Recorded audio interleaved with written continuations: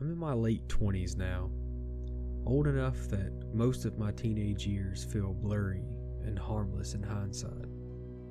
Those years were full of bad haircuts and dumb arguments, and way too much Mountain Dew. But there's one memory that never softened with time, and if anything, it's sharpened. It's clearer now than it was then, like my brain waited until I was old enough to really process everything that happened. When I was 16, I had one of the most terrifying experiences of my life. It was one of those boring, unremarkable summer evenings, spent wasting time and feeling as if time was just continually dragging on. My dad was working late that night, and my mom had gone to stay with my aunt for the weekend. I had the house completely to myself for a short time, and I was going to make the most of my small bout of freedom. Back then, that felt like winning the lottery. I would have some time spent with no rules and not having to worry about people hovering over me. I guess it made me feel grown up in a way. But I remember that I had just gotten home from school right before summer break, so I tossed my backpack on the couch, grabbed leftovers from the fridge, and spent the evening half watching TV while scrolling through my phone. The sun was still up, and light poured through the windows. Everything felt normal. Everything was safe. I even remember thinking how quiet the house was, but, in a good way.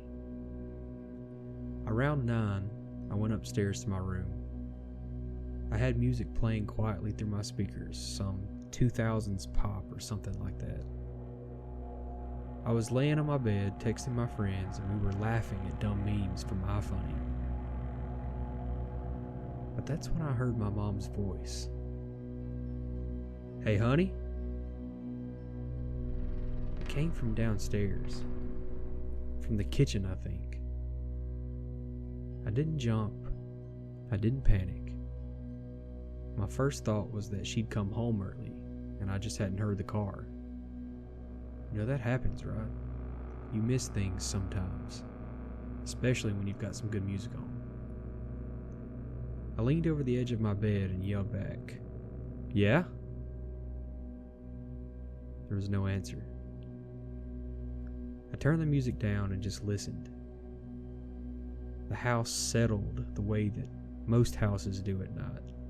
Pipes ticking, a faint hum from the fridge downstairs. There was nothing else that I could hear. I remember feeling slightly annoyed, like, why'd she call me for no reason? So this time I yelled again, but louder. "Mom?" Still nothing. I just shrugged it off like maybe I'd imagined it. That happens too. Our brains fill in gaps. So I just put my headphones on, and I went back to my phone. A few minutes passed, and then I heard it again. "Can you come down here for a second?" This time there was no mistaking it. It was the same voice, the same tone, that casual, familiar way that she always spoke to me. Not angry, just completely normal. I pulled my headphones off and I sat up. "What?" I called back.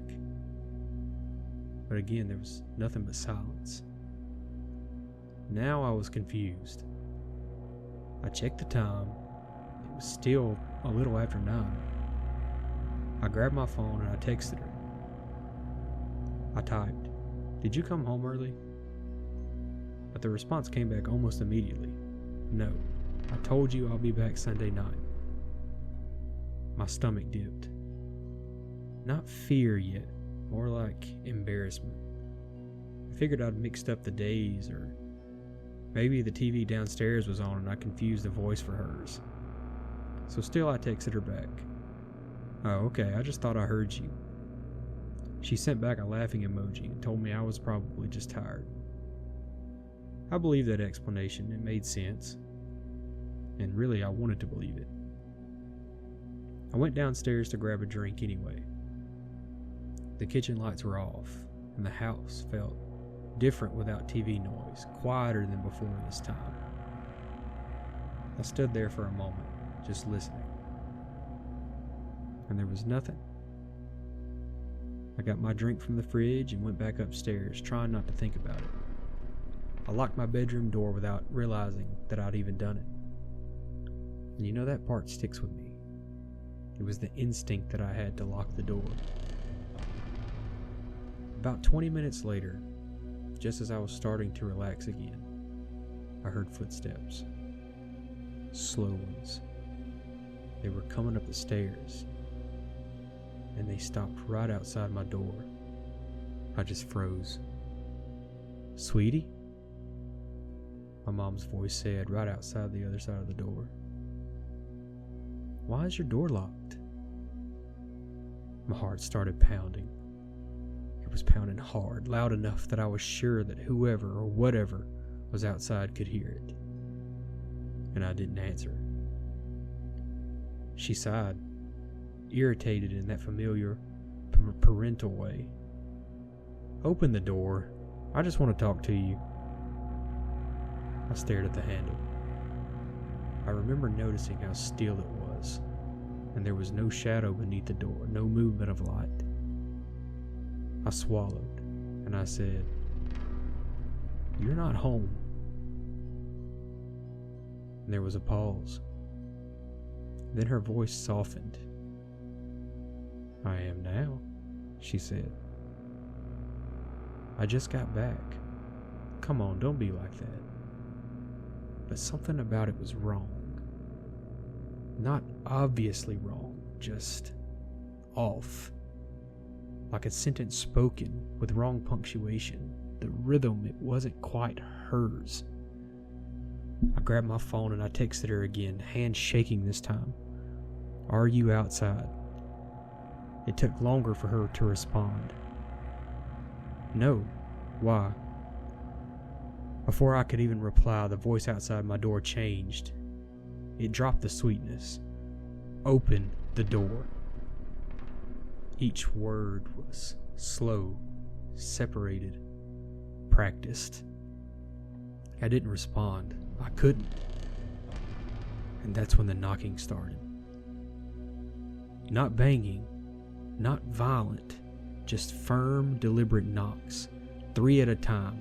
Boom, boom, boom. Pause. And then 3 again.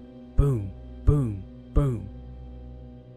Between the knocks, her voice kept talking, saying things my mom would never say, complaining about how ungrateful I was, or how I always made things difficult, or how she was tired of asking me nicely.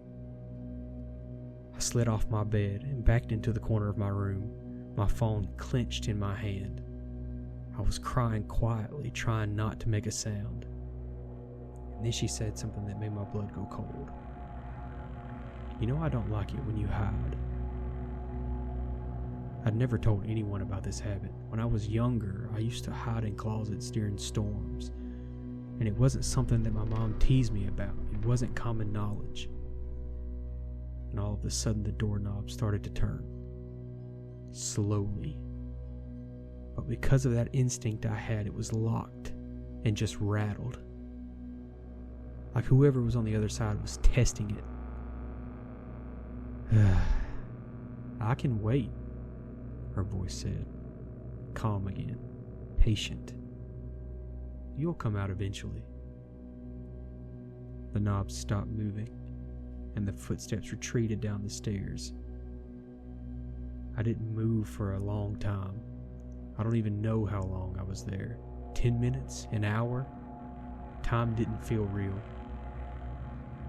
Eventually my dad came home, and I heard his car, and I heard him unlock the door.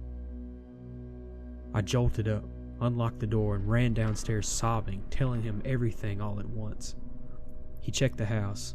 He went through every room, one by one, every closet, but all the doors were locked, the ones that needed to be, or the rooms were empty, and the windows were untouched. Nothing was there. I stayed with my friends until my mom came home that Sunday night. I didn't sleep much after that. When I told her what happened, her face went pale, and she didn't laugh it off. A little while later, she sat me down and told me something she'd never mentioned before. When she was a kid, living in this same house, sometimes she used to hear her own mother calling her name at night, even after her mom passed away. This hadn't happened in years, and the few that she told said that it was probably just her brain coping with the tragedy of losing her mother. This never made her feel any better, especially since the voice had started calling to her before her mother had even passed. She said she learned early on not to answer it, never to follow the voice, and most importantly, never open the door. After my incident, I remember hearing my parents yelling from downstairs, talking about finances, and my mom pleading with my dad about how they'd make it work. My dad yelled back about her having to have planted this idea of something being in the house in my head from her crazy stories. She snapped back at him that he was the only person that she'd told after she became an adult, and that was when they first started dating, but he didn't want to hear any of it. Anyhow, we sold the house about a year later. After the whole ordeal, I had never had another experience like that in the house, or anywhere else for that matter. But I'm recounting all of this now because last night I received a text. It was from my mom. And the text read, "Why won't you open the door?